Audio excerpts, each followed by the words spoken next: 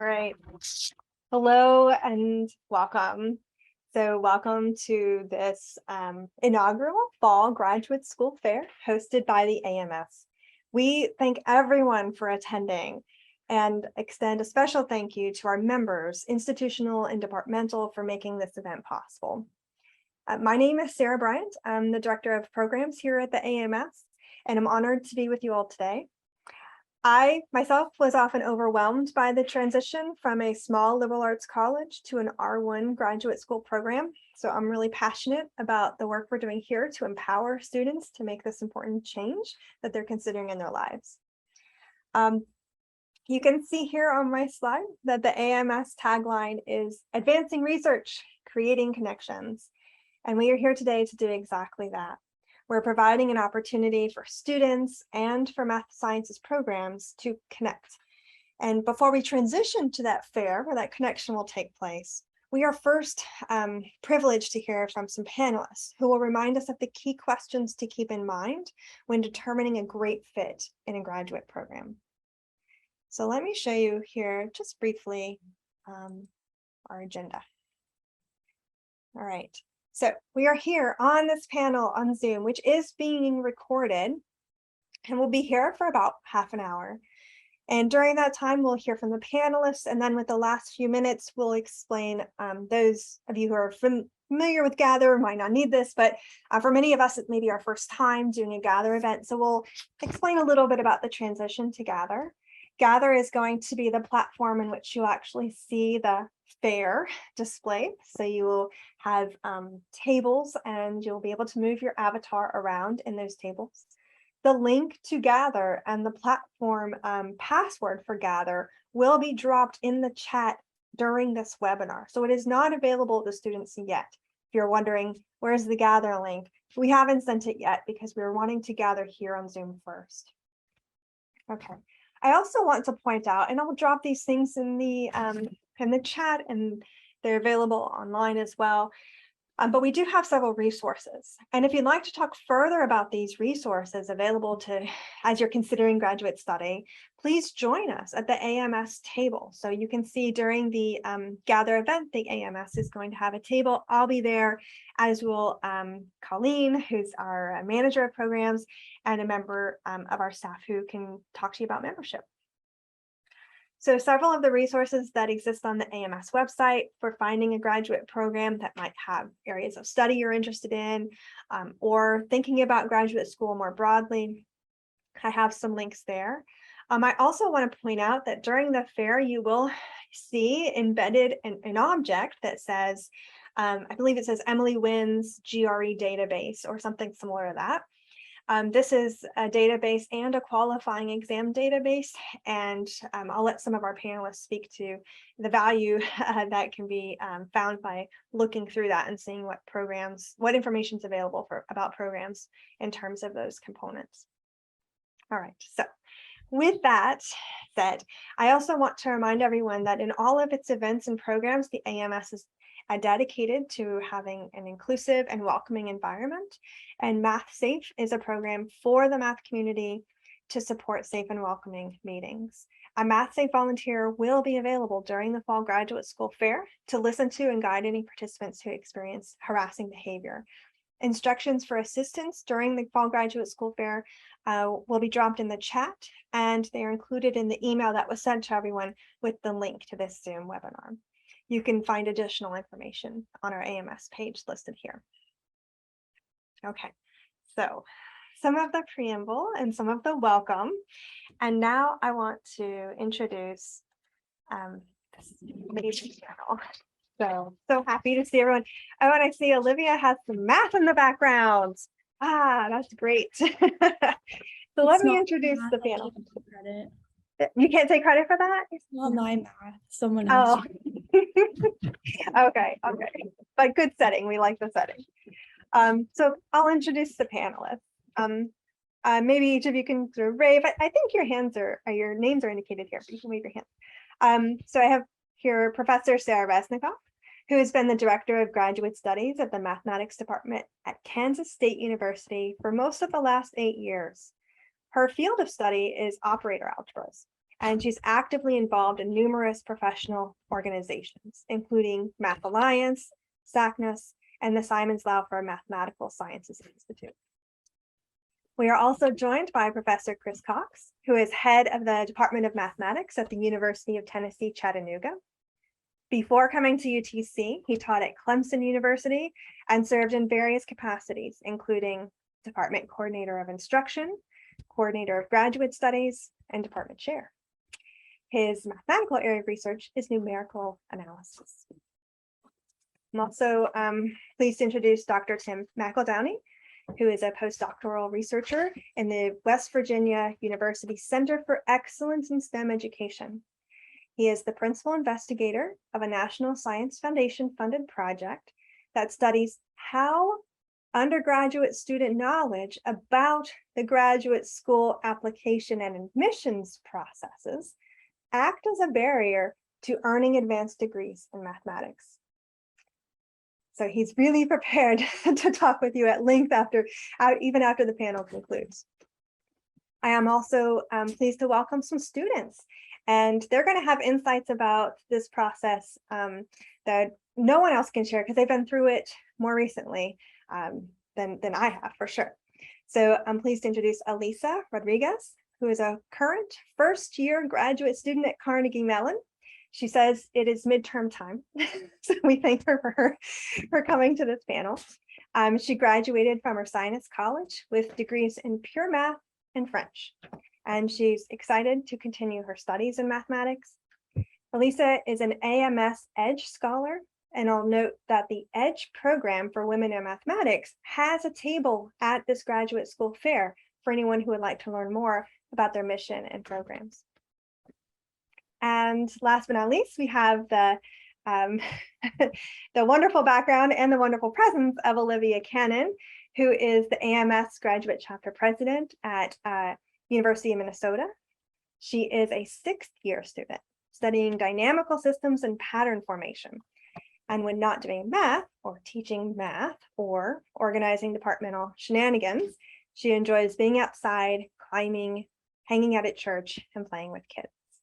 So I want to extend a warm welcome to our panel and make it clear that we're all just extremely grateful that you're here.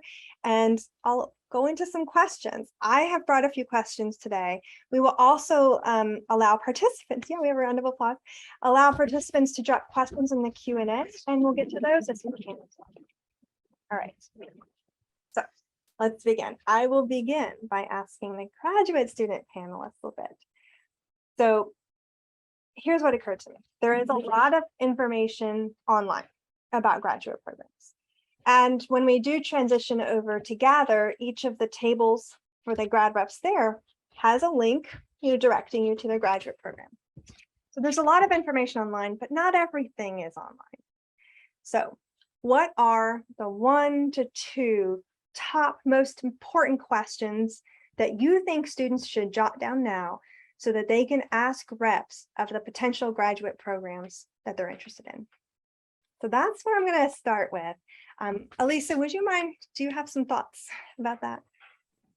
Yeah, definitely. So hi, everyone. This is fantastic that you're all here. I wish I would have gone to one of these things.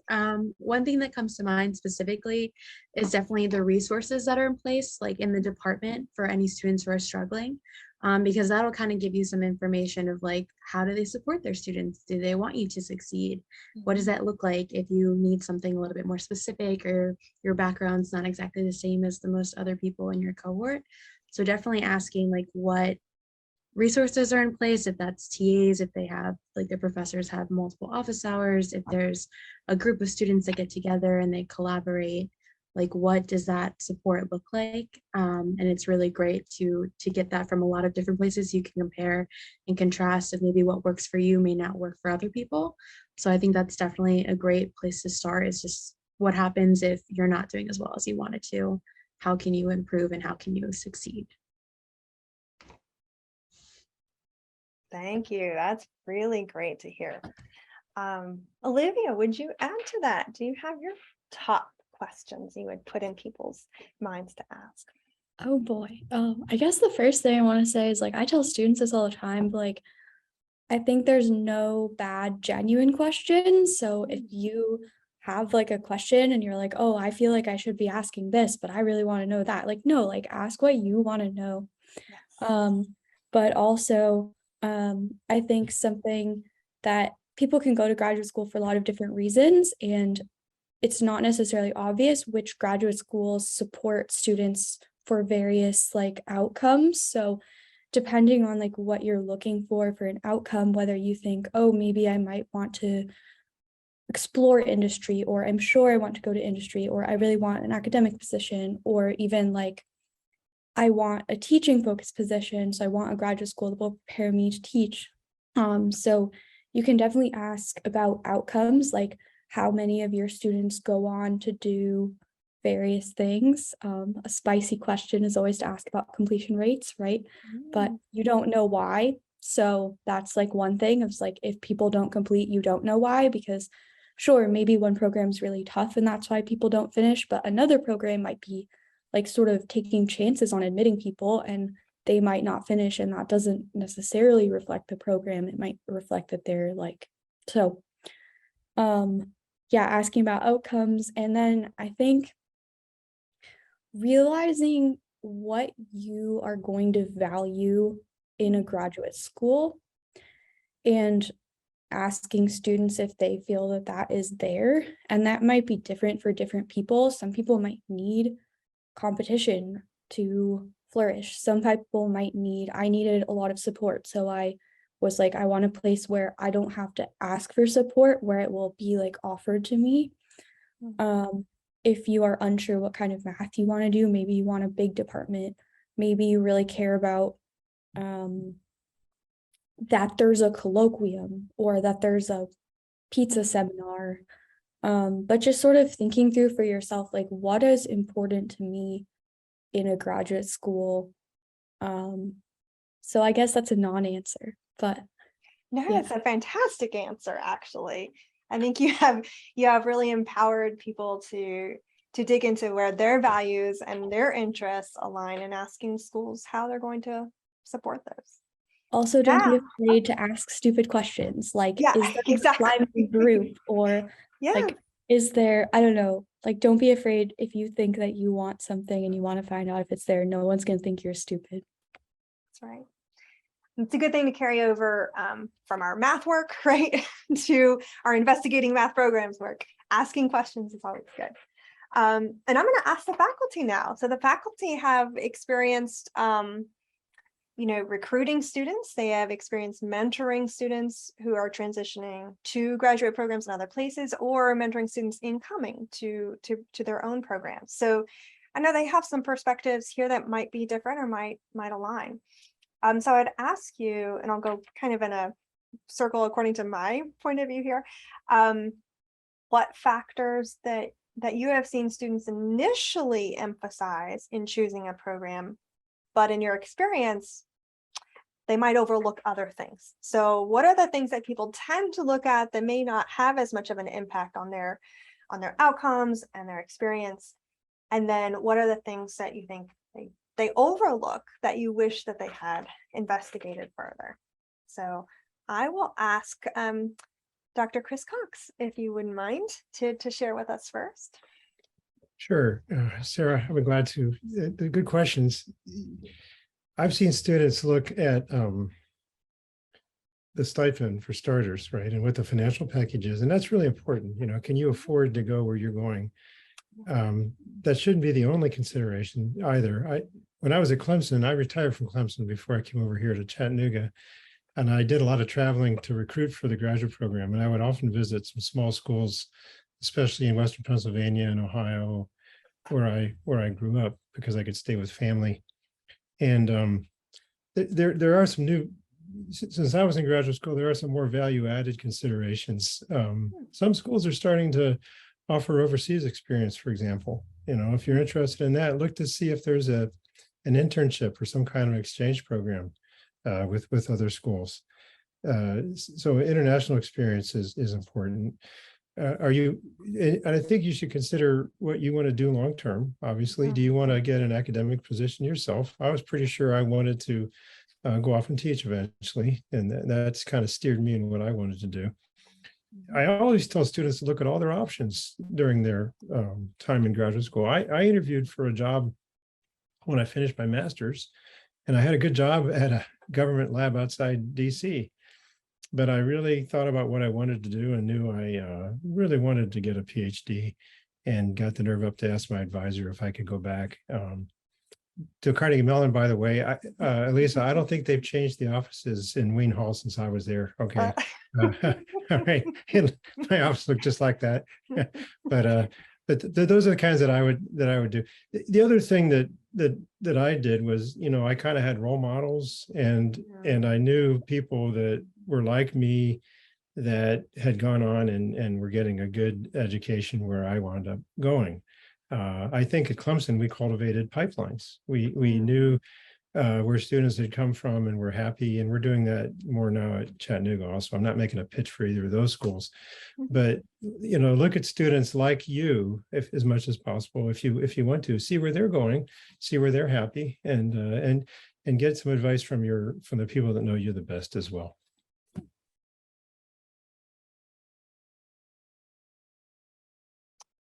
Okay, fantastic. So Tim, I'll ask you to share. I know that there are several dimensions to the considering a graduate school that you and I have talked about a bit. Would you be willing to share what you would recommend? Sure thing. So I wanted to go back on the point of financial stipends, because just the raw dollar amount doesn't necessarily tell you the entire story of whether a wage is livable. Other things you need to really take into consideration are, what fees am I going to owe to the institution? A lot of schools will say they're tuition free when you have a stipend, but sometimes they'll have other things classified as fees, and those fees can vary very wildly.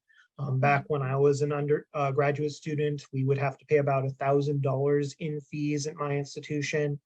I've seen at other institutions, you could get as low as you're paying like $50 a semester to you're paying $3,000 a year in fees beyond.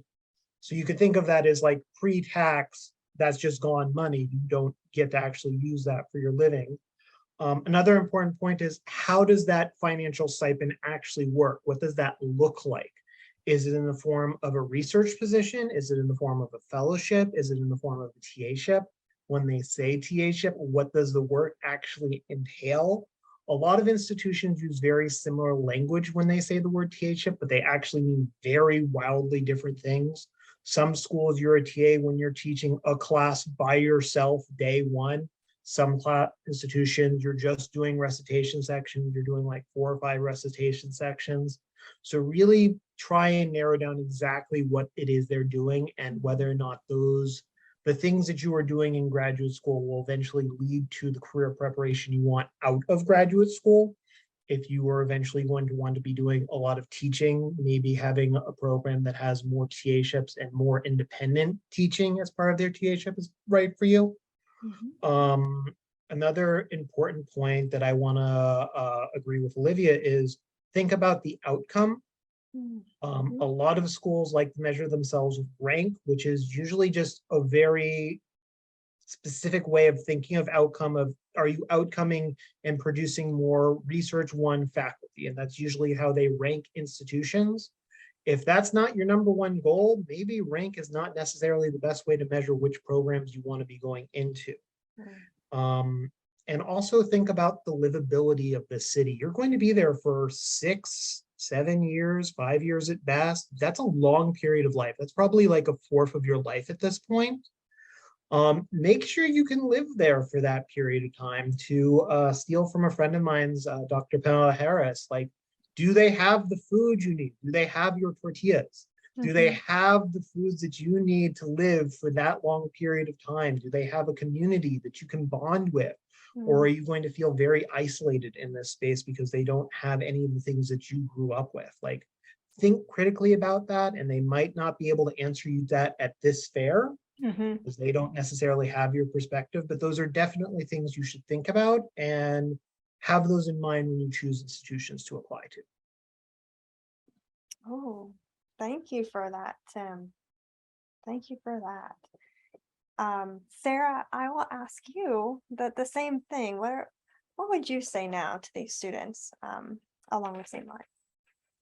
Okay, thank you. I think I have a few things left. They gave great answers and I can't disagree with any of them. I'll just add a couple things to what's been said about, for starters, about stipend that, and may have already been said, but make sure you don't judge the value without thinking about the actual cost of living in the town or city. And the best way I would say to find that is really to ask the students and make sure that you're including parameters like I'll be bringing a family or not, or I need an empty bedroom to be happy or whatever.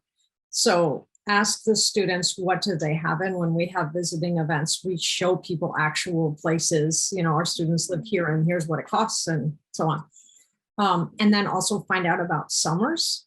Is support available in the summer? And also not just that, but what do students do in the summer? Do they have, are they encouraged to take advantage of opportunities to go to summer schools and paid internships? And if you want to go, for instance, to a 2-week summer school, does that mean you also can't teach and you don't have any money? You know, what happens in the summers?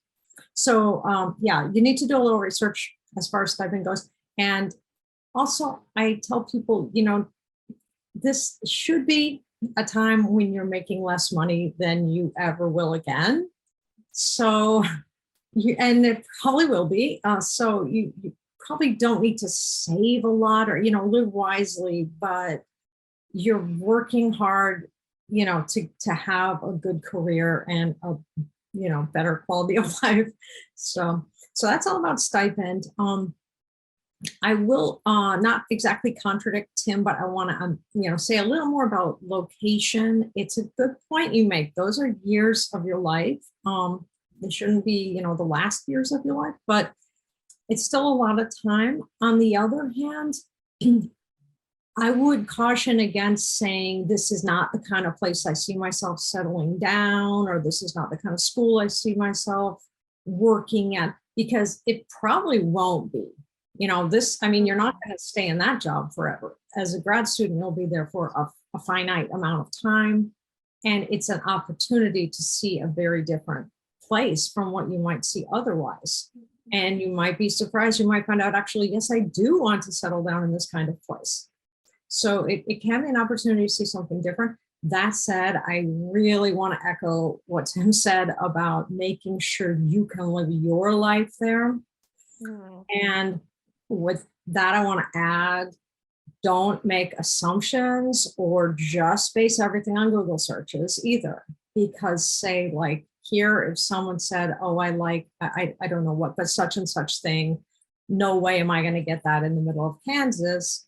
Well, that could be true. Depends what the thing is, but it might be that if you ask the grad students, hey, I'm into this kind of food, they might say, oh, there's this amazing place that no one knows about, or we all go to Kansas City once a week for such and such, you know, or we make trips to Trader Joe's for whatever, you know, you don't know for sure. So ask, don't make stereotypes about places. And that's one reason, like, so I'm in Kansas, and that's one reason I do travel a lot to recruit, because I want to be able to talk to students and say, hey, actually, for another thing, yeah, it's, you know, it's the heartland bordering on the South, but, you know, at our institution, especially our department, we're really inclusive. And we have, for example, we have a very kind of large percentage of students who are LGBTQ+. And so that would be a comfortable place. So really just ask the questions, find out what's really going on. A lot of your life will be in that department. You need the other things. And if there are important things, I tell students, when you visit, think about your, you know, exercise, hobbies, churches, family, all those things. We're gonna, you know, make sure we show you the things that you need to see to figure out if this is somewhere you can live happily, because you should be happy in those 2 years. I have one more thing to add, and that is particularly for domestic students, which I think everyone here is, and that coming from a U.S. institution, don't be too hasty to decide on your field of research and make a decision based on that. If you're really interested in something, and especially if you've taken advanced classes, maybe you've done RU or grad class, that's great. And you might do it, and probably you should go to a place where that field is represented, and you should talk to the students in that field and the professors in the field. Absolutely. But make sure there are a few other options, at that institution. And if you don't have a field like that, if you really don't know yet, don't feel like you need to decide, and you don't need to pretend something in your application, and you don't need to make a hasty decision, because I think hopefully that's been clear from what everyone said already, which is there are a lot of really important things that where you do know yourself. You may not know yourself mathematically yet, but you probably do know the kind of place you'll be comfortable living. You just need to make sure you get enough information to make those decisions. So I think that's my contribution. Thank you. Thank you, Sarah. Thank you. We do have, and as I told the panelists, and those of you that were maybe listening, the panel could be, and maybe next time will be an hour event before the fair. But I do see a question here dropped in the chat, and then I'm going to ask for just a moment to, I see a couple more questions here, to everyone to check your email for the Gather platform links. So for students, we have not yet provided that. I know there is we can drop it in the chat so that you can see the link, but and type it in if you'd like. And then we do have, I think on the call, we have someone here who can give us some expertise if anyone needs to stick around and get a little bit of help about how to get around and gather. But the questions here in the chat, I just want to do a real quick, a rapid response. And then as we reconvene to the fair, these panelists will be joining us at the table and you could follow up further. But we spoke a lot to students today. The graduate reps are here too. And the question in the chat has to do with how can we improve graduate student recruitment? And so if we can give just real rapid fire questions, that might be a good place to land, because people are here also hoping to recruit students to their programs. So how can they do a better job at that?